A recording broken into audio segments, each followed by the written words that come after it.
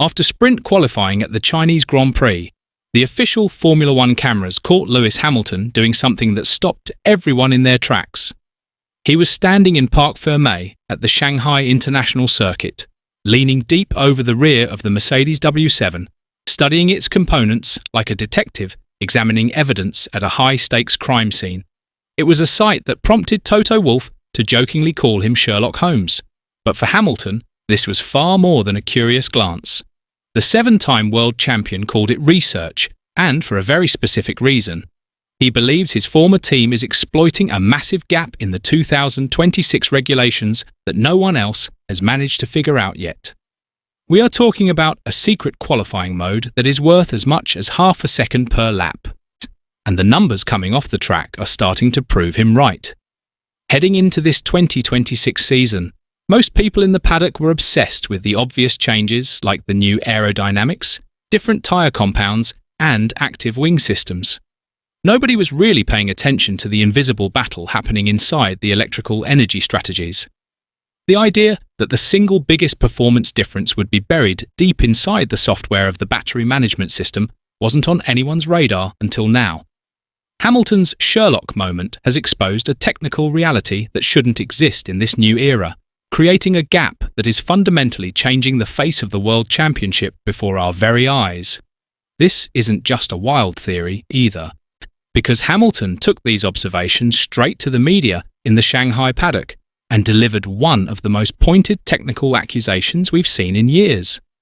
He sat down and told reporters that after spending 12 years inside the Mercedes organization, he knows exactly how their DNA works back at the factory in Brackley.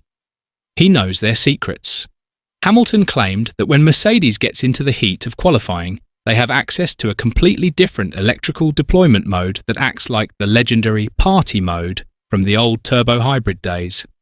According to him, Ferrari simply doesn't have anything equivalent, and the data from the sprint qualifying sessions makes his case almost impossible to ignore. In the first session, the gap was tiny, just 1/10 of a second, which looks like a fair fight. But as soon as the cars moved into the second session, that gap suddenly ballooned to a massive 0.8 of a second. By the final shootout, it settled at 0.6.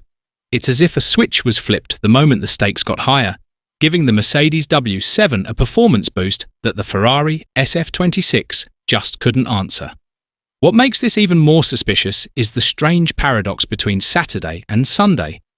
We saw the exact same pattern a week earlier in Melbourne, where George Russell grabbed a pole position lap that was nearly 0.8 faster than any non-Mercedes car. But then, the race happens, and suddenly that untouchable advantage just evaporates. On Sunday, the Ferraris are right there, challenging for the lead and fighting for podium spots with identical race pace. And this creates a bizarre situation where Mercedes finds this extra speed for one lap on Saturday, but either can't or won't use it when the actual Grand Prix begins. Russell himself even admitted that Ferrari's qualifying pace consistently falls short of what people expect, while their race pace is exactly where the engineers predicted. It's a telltale sign that Mercedes has found a way to extract peak performance from their electrical systems for short bursts that nobody else in the pit lane can match, leaving everyone else to wonder how they are finding so much speed when it matters most. To understand why the FIA can't simply step in and ban this, you have to look back about 6 years to a rule that everyone thought had already fixed the problem. Back in 2020, the sport's governing body introduced a strict directive designed to kill off party mode forever.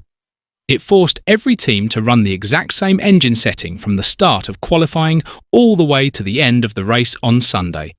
For a long time, it worked perfectly, and the rest of the grid celebrated because Mercedes lost their massive Saturday advantage almost overnight. However, there was a hidden catch in that rule that is only just now becoming a major issue. That old ban specifically targeted the combustion side of the engine, things like how much fuel is sprayed into the cylinders or how the turbo pressure is managed. It completely ignored the electrical side of the car, and in 2026, that is where all the power is hiding. The shift in how these cars produce speed is truly staggering when you compare the numbers. Back in 2020, the electric motor, known as the MGU-K, only produced about 120 kilowatts, which was just a small supplement to the main engine. But under the new 2026 regulations, that same electric motor now delivers a massive 350 kilowatts. That is nearly 470 horsepower coming purely from electricity, representing almost half of the car's total performance. Because the 2020 rules were never updated to cover this massive jump in electrical power, there is a giant regulatory gap that Mercedes is driving right through. Since the software, the battery management systems, and the energy recovery algorithms aren't locked down by that old rule, it is entirely legal for a team to run one battery map in practice, a much more aggressive one in qualifying, and then switch back to a safe mode for the race. It's an invisible advantage that is built into the code, and as of right now, there isn't a single regulation in the book to stop them from doing it. When you look at the actual data, the results of this loophole are staggering.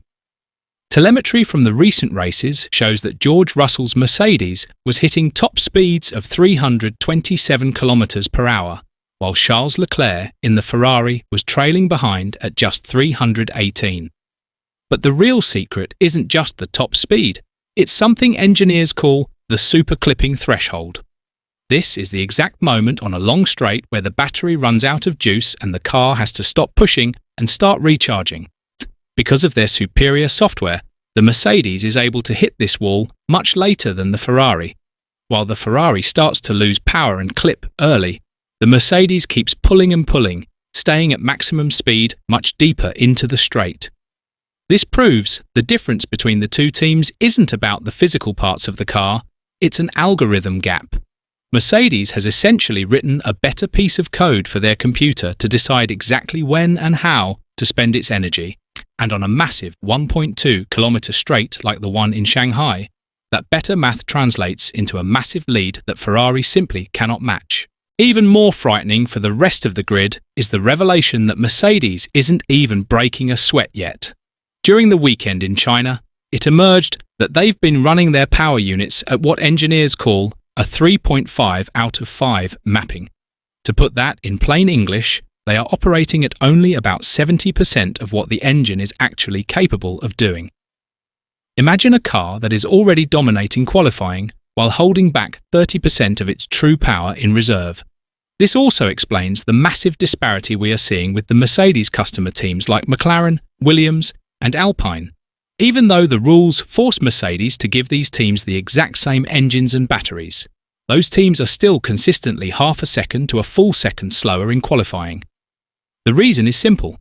While the hardware is identical, the operational knowledge, the secret recipes for how to calibrate that power for each specific track, stays locked away inside the factory at Brackley. Mercedes is sharing the tools, but they aren't sharing the instructions on how to use them to their full potential. Faced with this invisible software advantage, Ferrari isn't just sitting back and complaining. They've launched a massive counterstrike that shows just how high the stakes have become. In a bold move, they brought 3 major upgrades to Shanghai, including a clever little winglet on the halo designed to clean up the messy air around the driver's helmet. By smoothing out that air, they can feed a much cleaner flow to the back of the car, making the entire rear wing and diffuser more efficient. They also rolled out a critical software update of their own. It was specifically designed to help the car recover more energy through high-speed corners. The goal is to arrive at every straight with a completely full battery, giving them more juice to fight off that Mercedes superclipping problem. But the real star of the show was the radical Macarena wing, a rotating rear wing that actually flips 225 degrees to switch from high-grip cornering to a low-drag sprint mode. It's so experimental that the team actually carried the parts in their personal luggage just to get them to the track in time. This aggressive push is part of a much larger gamble that Ferrari made long before this season even started. To make these 2026 innovations possible, the team made the painful decision to completely stop developing their 2025 car back in April of last year. They effectively sacrificed an entire season and finishing hundreds of points behind their rivals, just so every single cent and every hour of engineering time could be poured into this new era. It was a massive institutional sacrifice, but it shows that Ferrari views this not just as a few races, but as an all-out development war. They are determined to spend their budget more cleverly than anyone else, iterating as fast as possible to close the gap before the Mercedes advantage becomes impossible to overcome. Ferrari is the only team at the front bringing new parts to almost every single weekend, proving that they are willing to do whatever it takes to build their way back to the top. As the dust settles from these opening rounds, the championship standings tell a story of a battle that is only just beginning. Mercedes currently holds the lead with 55 points, but Ferrari is right on their heels with 40, proving that their fast-paced strategy of constant upgrades is keeping them in the hunt. What we are witnessing in 2026 is a fundamental shift in the sport. This championship isn't just being won by the drivers on the track, it's being won by engineers in high-tech coding rooms and aerodynamicists working late nights in the wind tunnels. It is a war of invisible algorithms versus aggressive hardware. Ultimately, everything comes back to that image of Lewis Hamilton standing on the opposite side of the garage wall. After 12 years of helping build the Mercedes empire, he is now using every bit of that insider knowledge to identify their strengths and help his new team at Ferrari dismantle them. He knows where the loopholes are, he knows how the factory thinks, and he is determined to help Maranello close the gap. One software update and one winglet at a time. The gap on the timing screens might be real for now, but with Hamilton leading the charge from the other side of the pit lane, the fight for the 2026 title is far from over.